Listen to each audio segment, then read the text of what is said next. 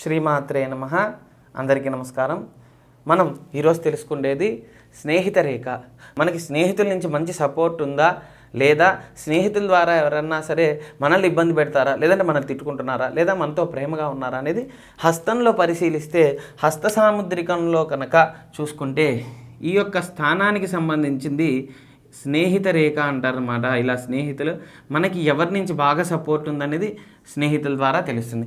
ఈ విధంగా కనుక ఉంటే మంచి స్నేహితుల నుంచి సపోర్ట్ అందుతుంది. స్నేహితుల్ని నమ్ముకున్నా వీరికి ఉపయోగపడుతుంది. అంటే ఇది ఎందుకు ఎవరికి ఉపయోగం అంటే, భార్యాభర్తలు ఇద్దరు గొడవలు పడడం, లేదంటే సఖ్యత లేకపోవడం, తల్లిదండ్రులైనా సరే కొంతమంది నువ్వు చెప్పిన మాటలు విన్నావు అంటుండడం, నీకు అంతమంది స్నేహితులు ఎందుకు అంటూ ఉండటం జరుగుతుంటుంది. కాబట్టి దానిలో మనం చూసుకుంటే కొంతమందికి స్నేహితుల నుంచే బాగా సపోర్ట్ ఉంటుంది. అయితే మధ్యవర్తులు మన ఇంట్లో వాళ్ళే మనల్ని నీకు స్నేహితులు వద్దు, వాళ్ళ వల్లనే నువ్వు ఇలా అయిపోతున్నావు అని చెప్పి అంటుంటారు. ఒకవేళ మనకి హస్తంలో కనుక ఇలాంటి నిలువు రేఖలు మంచిగా ఉంటే మనం ఆ స్నేహితులతో మనం కొనసాగించవచ్చు.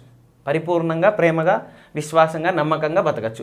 అదేవిధంగా స్నేహితుల రేఖ సరిగా లేకపోవడం అంటే ఎలా అంటే, ఇప్పుడు స్నేహితుల రేఖ ఈ విధంగా మొదలవుతుంది కనుక ఇక్కడ కట్ అయిపోయి ఉంటే కనుక, అంటే చాలామంది ఏంటంటే ఆపద్ధర్మ స్నేహిత రేఖ అంటారు. అంటే మనకు అప్పటికప్పుడు వచ్చేస్తారు, అప్పటికప్పుడు వెళ్ళిపోతుంటారు. కనుక ఆపద్ధర్మంగా వస్తారు స్నేహితులు, అవసరం కొద్దిగా వస్తారు, అదేవిధంగా వెళ్ళిపోతూ ఉంటారు. కనుక ఈ స్థానంలో కనుక ఈ రేఖ ఉంటే దీన్ని స్నేహిత రేఖ అంటారు.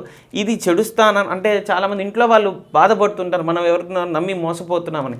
ఇలాంటి రేఖలు ఉంటే మనం ఎప్పుడైనా సరే మన జీవితం బాగుపడాలంటే ఏదేదో చేసేసి ఏదేదో పూజలో ఏదేదో యజ్ఞాలు చేస్తే కాదు, ముందు మన మైండ్ మార్చుకోవాలి. మనం ప్రశాంతంగా ఉండాలంటే ముందు మనం ఖచ్చితంగా మంచి పాజిటివ్గా ఉంటేనే మంచి ఫలితం వస్తుంది. ఎవరో మన గురించి చెప్పారు, వాళ్ళు ఇలా తిరుగుతున్నారు, వాళ్ళతో ఇలా తిరుగుతున్నారు, వాడు మంచోడా కాదనేది మన హస్తంలో చూసుకుంటే ఖచ్చితంగా ఈ విధంగా రేఖలుంటే స్నేహితుల్ని వదులుకోవడం మంచిది. అదేవిధంగా మంచి స్థితిలో ఉన్నాయనుకోండి, మంచి స్నేహితులను అనవసరంగా వదులుకోకూడదు. కాబట్టి ఈ విధంగా ఉంటే కనుక మంచి స్థానం అనమాట.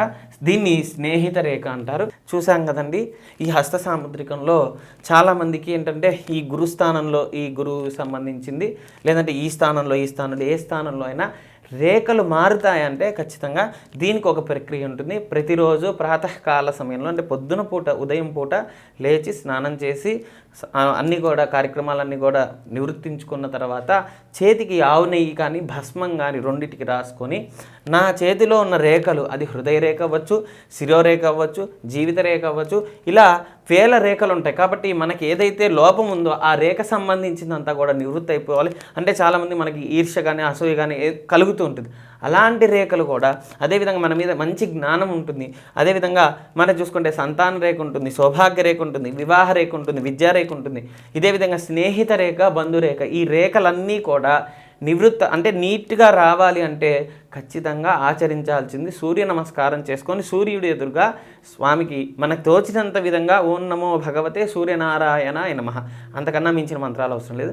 ఇలా చదువుకొని భక్తి శ్రద్ధలతో ఖచ్చితంగా స్వామి నేను ఇంతమందిని నమ్ముతున్నాను, నేను ఇంత చేస్తున్నాను అందరికీ, కాబట్టి వాళ్ళందరి సపోర్టు నాకు అందాలి అని మనస్ఫూర్తిగా మరి సూర్య నమస్కారం చేసుకుంటే కనుక సత్ఫలితం శీఘ్రంగా వస్తుంది. 6 నెలలు పడుతుందన్నమాట మన హస్తంలో రేఖలు మారడానికి. 6 months ఖచ్చితంగా పడుతుంది. అంటే ప్రతిరోజు మనం చేయాల్సిందే. మన స్నేహితులు నమ్మాం, మరి వాళ్ళు మోసం చేస్తుంటే కనుక ఆ ఎఫెక్ట్ లేకుండా, అదేవిధంగా వాళ్ళతో మనకి తెంచుకోలేం కనుక వాళ్ళు మనతో మంచిగా ప్రయాణం చేయడానికి, మంచిగా సాగించడానికి, అదేవిధంగా బంధువులు కూడా మనతో మంచిగా ఉండటానికి, విద్య బారాడానికి, అదేవిధంగా అన్ని విధాలుగా అన్ని రేఖలు కూడా మంచి స్థితిలో ప్రయాణం చేయడానికి ఖచ్చితంగా ఇది సత్ఫలితాన్ని ఇస్తుంది. ఖచ్చితంగా ఆచరించండి. అందరూ కూడా అద్భుత ఫలితాన్ని పొందండి. ఓం శ్రీ దత్తాయ నమః. ఓం శ్రీ దత్తాత్రేయాయ నమః.